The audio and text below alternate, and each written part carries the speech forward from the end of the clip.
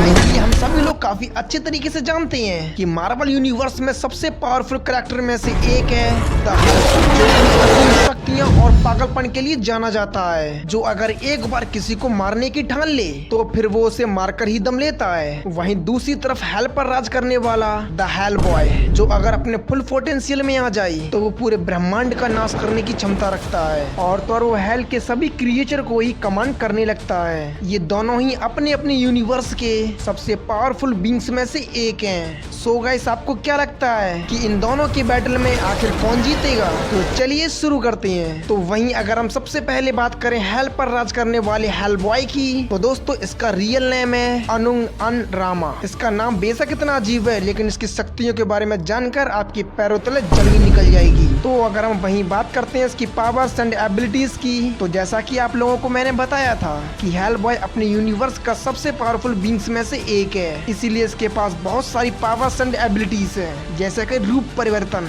यानी ये किसी का भी रूप ले सकता है। ये नरक की आग का इस्तेमाल करके किसी को भी मार सकता है और तो और आग इसकी नुकसान पहुंचाने की बजाय इससे ये और भी ज्यादा शक्तिशाली हो जाता है। ये थॉर की तरह किसी के भी ऊपर बिजली स्ट्राइक करा सकता है। जैसे आग हेल बॉय की रक्षा करता है, ठीक वैसे ही बिजली भी हेल बॉय की रक्षा करता है। हेल बॉय के मात्र एक इशारे पर किसी के भी ऊपर बिजली गिर सकती है। ये अपने आकार को अपनी इच्छा अनुसार घटा या बढ़ा सकता है, साथ ही ये उड़ भी सकता है। इसके पास कई और भी शक्तियां हैं और तो और अगर ये फुल पोटेंशियल में आ जाए तो ये अपनी आग और बिजली से पूरी दुनिया का अंत कर सकता है। ये लगभग इमोर्टल है, इसीलिए इसे मारना इतना आसान नहीं है। और तो और इसके पास कई अलग अलग घातक हथियार भी हैं, जो कि ये इतने खतरनाक हैं जिसकी मदद से किसी भी मॉन्स्टर का सफाया किया जा सकता है। एक चीज और है जो हेल बॉय को इसकी लड़ाई में काफी मददगार साबित होती है, और वो है उसका दाहिना हाथ, जिसे राइट हैंड ऑफ डूम कहते हैं। इसके इस हाथ में एक ग्लव्स होता है जो कि बहुत ज्यादा खतरनाक होता है। अगर इसका एक प्रहार किसी पर पड़ जाए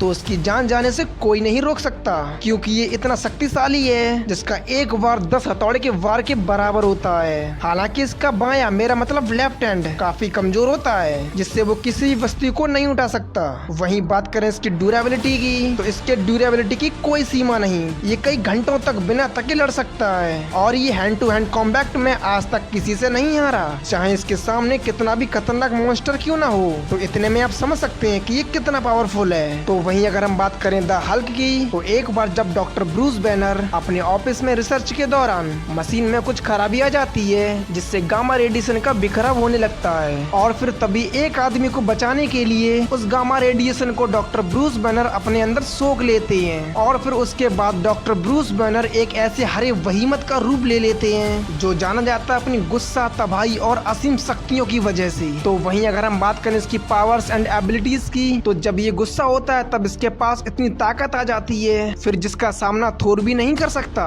इसने आर्मी के कई मिलिट्री व्हीकल्स और गाड़ियों को ऐसे तोड़ दिया था कि मानो ये कोई खिलौना हो। इसने चित्तौरी की पूरी आर्मी को मौत की घाट उतारा है। इसका पंच इतना पावरफुल होता है कि इसने अपने एक ही पंच में अल्ट्रॉन को मीलों दूर फेंक दिया था, और तो और इसने विशालकाय लेवियाथन को अपने एक ही घूंसे में उसे ढेर कर दिया था। ये तो कुछ नहीं, इसने विशालकाय शटर के ऊपर कूदने में जरा भी नहीं हिचकिचाया। ये इसके ऊपर ऐसे कूद गया था कि मानो वो उसकी जान ही ले लेगा। ये डायमेंशन में भी ट्रेवल कर सकता है। इसकी स्पीड इतनी है कि ये 70 मील प्रति घंटे के हिसाब से दौड़ सकता है। ये उड़ते हुए हेलीकॉप्टर्स को आसानी से डिस्ट्रॉय कर सकता है। वहीं बात करें इसकी ड्यूरेबिलिटी की, तो इसे बॉम्ब ब्लास्ट, गन फायर से कोई फर्क नहीं पड़ता, लेकिन इसे गोलियों से कुछ असर हो या ना हो, लेकिन वो इसकी गुस्सा को और भी ज्यादा बढ़ाने का काम करती है। एक बात तो पक्की है कि हल्क डरता तो किसी के बाप से नहीं, इसको हार की परवाह नहीं होती, या फिर इससे कोई फर्क नहीं पड़ता कि सामने कितना बड़ा मॉन्स्टर है। बस सिर्फ इसको इतना पता होता है कि सामने वाले की चटनी कैसे बनाई जाए, और तो और ये बिना थके कई घंटों तक लड़ सकता है। और तो और इसने थॉर से लड़ते वक्त जहाँ थॉर को अपने हथौड़े पर इतना घमंड था, हल्क ने उसे एक ही घूंसे से रोक लिया था। ये तो कुछ भी नहीं, क्योंकि इसने हल्क बस्टर की हालत किसी खिलौने की तरह कर दी थी। तो दोस्तों, हम लोगों ने इन दोनों बींग्स के बारे में सब कुछ तो जान लिया, जिससे हमें पता चलता है कि ये दोनों ही बींग्स काफी ज्यादा पावरफुल हैं। तो अब ये प्रश्न ये उठता है कि अगर इन दोनों की आपस में फाइट होती है तो कौन जीतेगा। तो इसमें हम जानते हैं कि हल्क बेशक काफी ज्यादा ताकतवर है और कईयों को हराया भी है, और हम लोगों ने देखा है कि ये कभी कभी बहुत बुरी तरीके से पिटा भी है। ये भी हम जानते हैं कि इसे आसानी से चोट नहीं पहुंचाया जा सकता, और अगर इसको कोई चोट पहुंचा भी दे तो ये अपने आप को तुरंत हील कर लेता है। लेकिन अफसोस की बात ये है कि ये फिर भी हेलबॉय के सामने नहीं टिक पाएगा, क्योंकि हेलबॉय ताकतवर होने के साथ साथ काफी ज्यादा शक्तिशाली भी है। इसके पास में कई खतरनाक वेपन्स, साथ ही अपने आकार को काफी विशाल कर सकता है। और हमें ये नहीं भूलना चाहिए कि विशाल आकार बैटल में काफी अच्छी भूमिका निभाता है, जिसका सबूत हमें तब देखने को मिला जब हल्क बिना कुछ सोचे समझे सर्टर के ऊपर कूद गया था। कैसे सर्टर ने उसे एक मक्खी की तरह उठाकर फेंक दिया था।